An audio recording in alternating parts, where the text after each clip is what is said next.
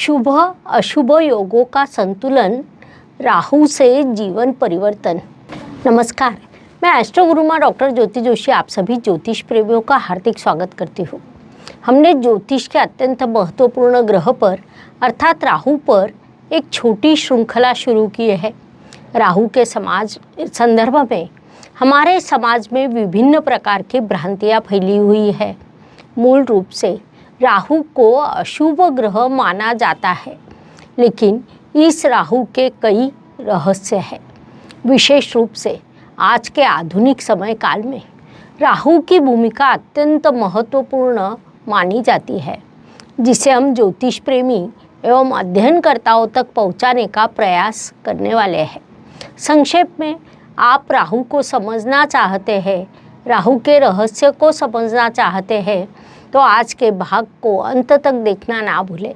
साथ ही यह श्रृंखला आपको अच्छी लगे तो उसे शेयर भी अवश्य करें ताकि दूसरों तक वह पहुंच सके।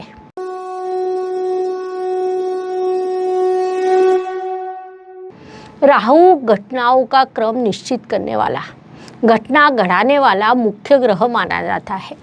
इसीलिए जिसके भी जीवन में जिस पद्धति से घटना होती है, यदि उसका क्रम हमें लगाना हो तो सबसे पहले आपको राहु का अध्ययन करना पड़ेगा।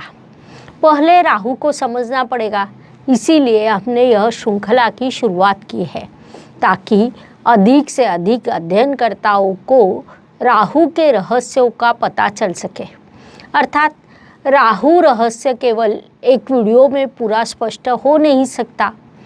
3 या 4 वीडियो के माध्यम से मैं उसे आप तक पहुंचा सकती हूँ।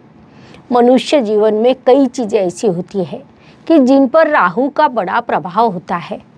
आपकी बुद्धि पर सबसे अधिक प्रभाव कोई ग्रह डालता है तो वह राहु है।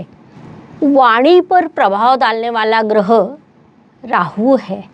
वार्तालाप करना, संचार सेवा, मीडिया, आपके विचार, यह सभी राहु से निश्चित होता है।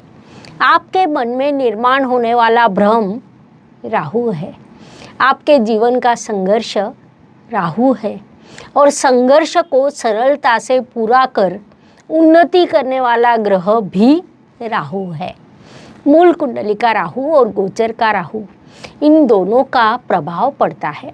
गोचर के प्रभाव को समझने के लिए हम 1 अक्टूबर से राशि के अनुसार प्रभाव का विश्लेषण करने वाले हैं, क्योंकि राहु का राशि परिवर्तन अब शीघ्र ही होने वाला है। लेकिन मूल कुंडली का राहु भी अत्यंत महत्वपूर्ण होता है। वह कौन सी दिशा में है, वह कौन सी राशि में है, वह कौन से स्थान में है और नवमांश कुंडली में उसकी स्थिति क्या है। इन चीज़ों को देखकर हम कुंडली में राहु की स्थिति को समझ सकते हैं।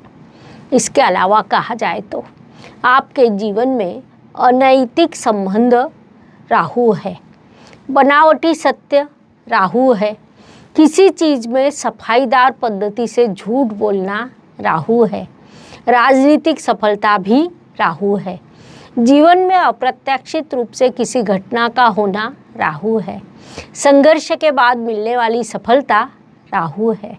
ऐसे राहु का अध्ययन हम एक दूसरे के विरुद्ध 2 चीज़ें होते हुए भी केवल एक ही दिशा में करते हैं, एक ही पद्धति से विचार करते हैं।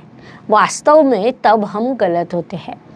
ऐसी कई कुंडलियाँ होगी कि जिनमें मिथुन राशि का राहु होगा, उचित स्थानों में अर्थात तृतीय, षष्ठ, दशम या एकादश इन स्थानों में होगा।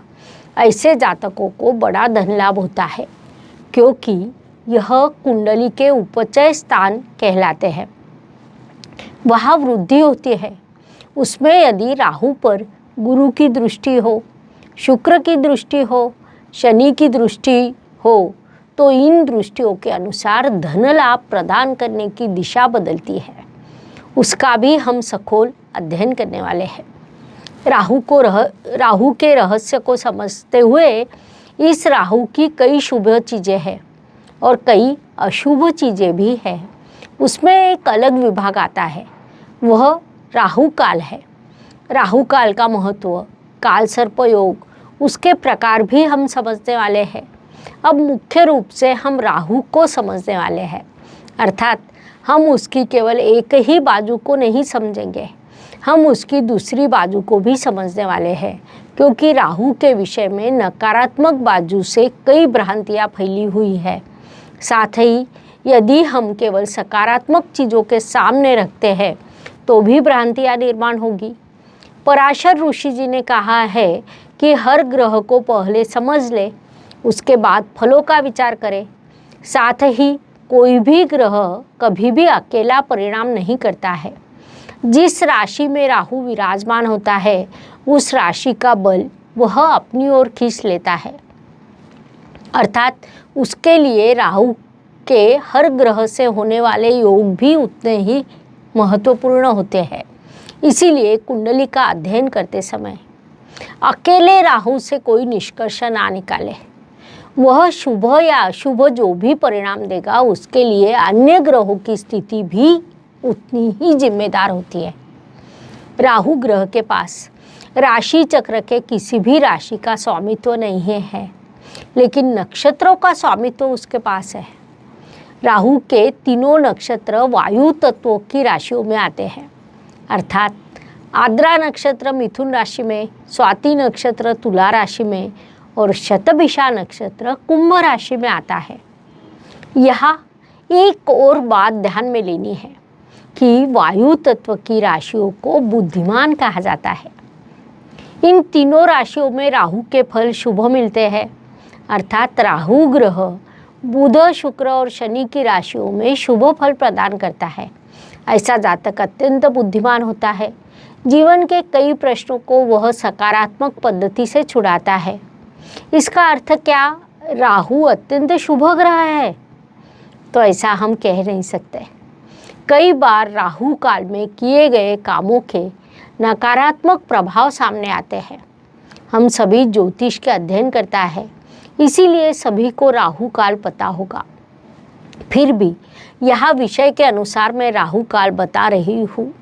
सोमवार को सुबह 7:30 से 9 बजे, शनिवार को सुबह 9 से 10:30 बजे तक, शुक्रवार को 10:30 से 12 बजे तक, बुधवार को 12 से 1:30 बजे तक, गुरुवार को 1:30 से 3 बजे तक, मंगलवार को 3 से 4:30 तक और रविवार को 4:30 से 6 बजे तक इस पद्धति से रोज 1.5 घंटा राहु काल रहता है।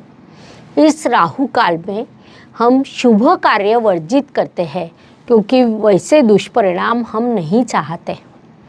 काल सर्प योग यह राहु के संदर्भ में एक और महत्वपूर्ण विषय है। राहु ग्रह के संदर्भ में जितनी अधिक भ्रांतियां हैं उतनी ही अधिक भ्रांतियां काल सर्प योग के संदर्भ में भी है। काल सर्प योग कई प्रकार के हैं, जिसे हमने ज्योतिष शास्त्र अबकड़ भाग 2 इस ग्रंथ में विस्तार से दिए हैं। हर काल सर्प योग के राहु और केतु के स्थान के अनुसार परिणाम बदलते हैं। महत्वपूर्ण बात है कि कुछ काल सर्प योग अत्यंत शुभ होते हैं, तो कुछ काल सर्प योग समस्या निर्माण करने वाले अर्थात अशुभ होते हैं। उसमें एक अत्यंत सरल नियम है।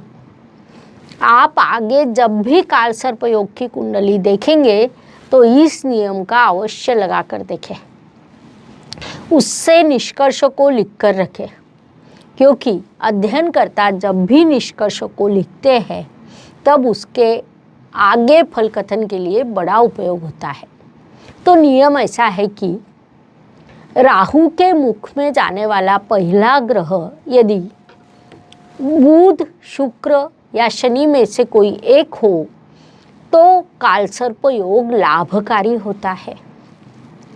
इसके विरुद्ध केतु से शुरू होने वाला कालसर्प योग है और केतु की पूंछ का फटका जहाँ बैठता है वहाँ पर आने वाला पहला ग्रह यदि रवि, गुरु, मंगल या चंद्रमा हो तो कालसर्प योग शुभदायी होता है। ऐसी स्थिति में वह महादशा आने पर उस जातक की बड़ी उन्नति होती है। कई बार राहु की महादशा जातक को 0 से विश्व तक लेकर जाती है। क्योंकि उसकी कुंडली में कालसर्प योग लाभकारी होता है। उस महादशा में जातक की बड़ी उन्नति होती है। संक्षेप में कहा जाए तो राहु के संदर्भ में कई भ्रांतियां हैं, कालसर्प के संदर्भ में भी कई भ्रांतियां हैं। उन भ्रांतियों को हमने दूर करना चाहिए। मिले हुए जीवन में भोग को भोगिए और मुक्त हो जाइए, ऐसी भूमिका हमने लेनी चाहिए ताकि अगला जीवन अधिक समृद्ध हो सके। संक्षेप में कहा जाए तो राहु और केतु दोनों अपने अपने स्थानों पर उचित होते हैं। राहु के रहस्य को समझने के लिए आज के भाग में इतनी जानकारी पर्याप्त है, ऐसा मुझे लगता है। इसीलिए आज के भाग में हम यही रुकते हैं।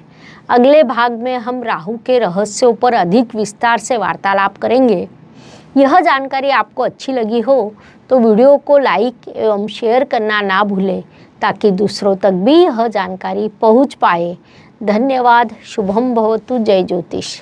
ज्योतिष का अध्ययन तथा शास्त्र की शास्त्रीय तरीके से पढ़ाई करने के लिए मेरी 2 किताबें प्रकाशित हो चुकी है, उनका अवश्य लाभ लीजिए। Please like share and subscribe the channel और हाँ, बेल आइकॉन दबाना ना भूलें। धन्यवाद।